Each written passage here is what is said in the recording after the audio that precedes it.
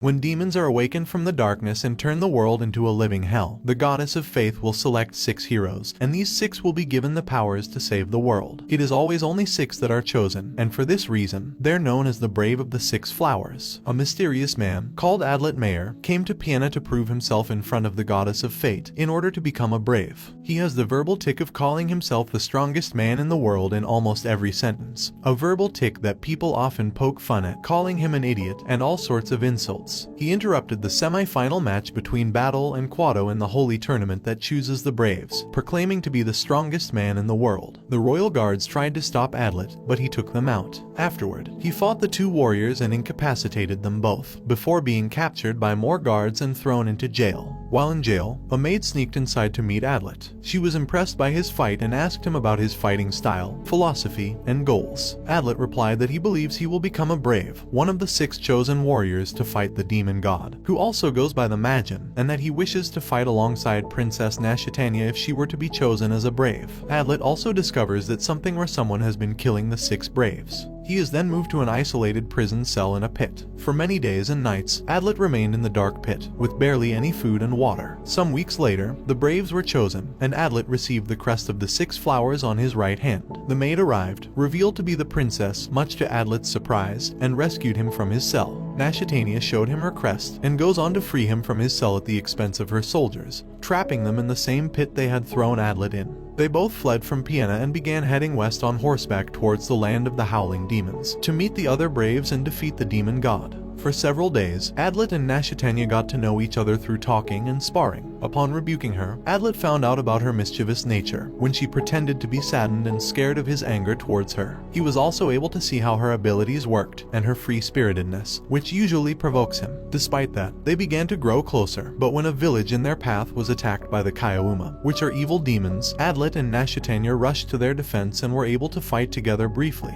However, as they were escorting villagers away, Adlet learned of a single girl who had stayed behind. Nashitania implored Adlet that their mission to defeat the demon god was more important than helping one girl, and possibly being killed by a Kaiauma before then. Unable to do so, Adlet went on ahead of her, leaving Nashitania to defend the villagers against any remaining Kaiauma. Upon reaching the village, Adlet was surprised to find several Kaiauma corpses, and a ball of iron as the only evidence. Then, he found a girl with white hair and black clothing, helping a dog and its young pup, setting them free. Flamey Speedra tells Adlet to leave her alone, stating she must fight the Magin by herself. However, Adlet chases after her until she is forced to travel with him. He sends a message to Nashitania with his horse, telling her he found another of the 6 Braves, and to continue towards the peninsula where the Magin is without him. Adlet and Flamey eventually run into a fortress, where soldiers explain to them about a barrier that should help the Braves in a nearby temple. As Adlet and Flamey continued to travel, they were suddenly attacked by Nashitania and Goldoff Aura, who is another one of the 6 Braves and almost like Nashitania's personal guard. Nashitania warns Adlet to stay away from Flamey as they suspect that she is the 6 Flowers killer. As Flamey and Nashitania fight from a distance, Goldoff charges at her. Adlet tries to stop him, but Goldoff pushes him aside. Trying to end the fight, Adlet shouts for all of them to stop, and says that Flamey is not their enemy as she is also one of the 6 Braves. Nashitania and Goldoff are surprised, and inform Adlet that Flamey is the 6 Flowers killer. Flamey does not deny it, and confirms that she is indeed the killer. She then names some of her victims, and then says that Goldoff and Nashitania are also her targets, while aiming her gun at them. Adlet asks if Lyra, a saint that recently went missing, was also her target. Flamey answers that she was, but that she does not know what happened to her. Adlet then asks her why she killed all the potential Braves, and Flamey replies that the Magin could only return if weak warriors remain to be chosen as Braves. Goldoff and Nashitania are now convinced she is their enemy, and are about to kill Flamey when Adlet blocks them. He refuses to believe that someone trying to revive the demon god would be chosen as a Brave, and says that he will side with Flamey if he has to fight. Nashitania finally decides to agree with Adlet, and tells Goldoff that they'll stop fighting. She then informs Flamey that she still doesn't believe her, and that she only trusts Adlet. As the group continues their journey, they notice several flying Kaiauma heading for the temple. The Braves rush to the temple but are blocked by a different group of Kaiauma. As they battle, Nashitania instructs Adlet to go ahead to the temple. When Adlet reaches the temple, he notices an injured priestess. He tries to help her, but she tells him to hurry inside. Adlet tries to open the door but it does not open, so he blasts it open with some explosives. Immediately afterward, 2 armored soldiers exit from the inside inside and attack Adlet. He tries to ask the priestess what had happened, but she turns out to be a shape-shifting Kaiowuma and escapes. After defeating the soldiers, who turn out to be just suits of armor, Adlet feels a cold sense of dread before entering the temple, and notices mist appearing from the ground. Fearing someone had already activated the barrier, Adlet then enters the activation chamber, only to discover that his fear had come true when he notices the sword had already been shoved into the pedestal. He looks around the room but does not find anyone else inside. Nashitania, Flamey, and Goldoff arrive, and Nashitania asks Adlet why he activated the barrier. Adlet insists it was not him, and that someone else activated it and then disappeared. Fearing that they are trapped, the group proceeds to the pedestal and confirms that the sword is still inside.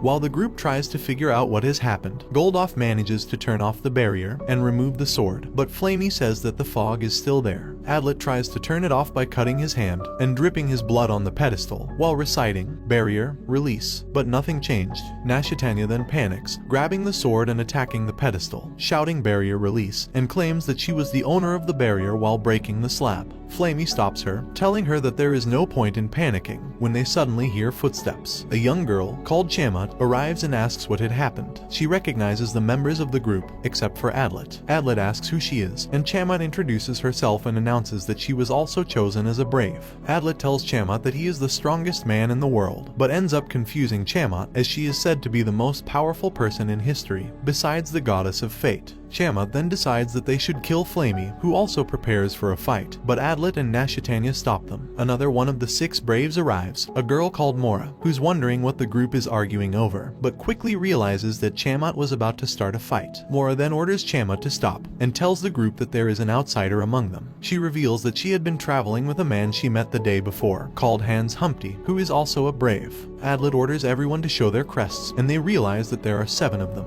Mora tells everyone the story of the Saint of the Single Flower, who split her power into 6 for each of the braves, so it was impossible for there to be more or less than 6 of them. Adlet and Hans went outside to find a way out, but unfortunately, they went in circles. When they went back, they saw Flamey cuffed as the initial 7th brave, and the prime suspect for activating the barrier. Mora then suggests they introduce themselves to gather information about each other. During Flamey's introduction, she revealed herself as a half-human, half-Kaiowuma entity, born from a human father and a fiend mother. Adlet then reveals his story, but Hans saw a flaw in it, therefore making him the prime suspect. Adlet, in his confusion and anxiety, took Flamey as his hostage and poisoned her to keep her unconscious. He escapes the temple, but Hans managed to throw a dagger on him, slowing him down. He then passed out because of the blood loss while escaping. While he was down, he remembered how he went to his master and begged to take him as his student. As he regained consciousness, he noticed he had bandages on, and realizes that Flamey patched him up. They both talked about their pasts, and as they open up to each other, he then speculated that there might be an 8th brave who helped the 7th, and that he needs to find out to prove his innocence. Adlet told Flamey about his past, how he was taught to fight and even learned science from his master. He also talked about a lizard-like humanoid Kaiowuma, who had 3 wings and went to their village when he was young. Flamey then confirmed that it was the same fiends who convinced her mother to give birth to her. Because of this, Adlet's best friend and sister died, leaving him behind. Flamey then reveals that her mother had pretended to love her, and tried to kill her after Flamey disappointed her, as she couldn't kill Chamat. Feeling betrayed by her own world, as well as everything she loved, she cut ties with the Kaiowuma, and gained the strong resolution of killing the Majin in retaliation. They then parted ways, and Flamey headed back to the others. Inside the temple, the other braves devised a plan to capture and kill Adlet. As they split into groups to search for Adlet, he went to the temple, where he was attacked by Hans. Adlet was able to escape, but then engaged in a battle with Hans in the forest. Adlet is trying to convince Hans somehow that he is not the 7th, but Hans suspects him still. As Adlet tried to trick Hans, he did not kill him when he had the chance to prove that he is not the imposter. Hans then told Adlet that he is the 7th brave, slicing his throat open.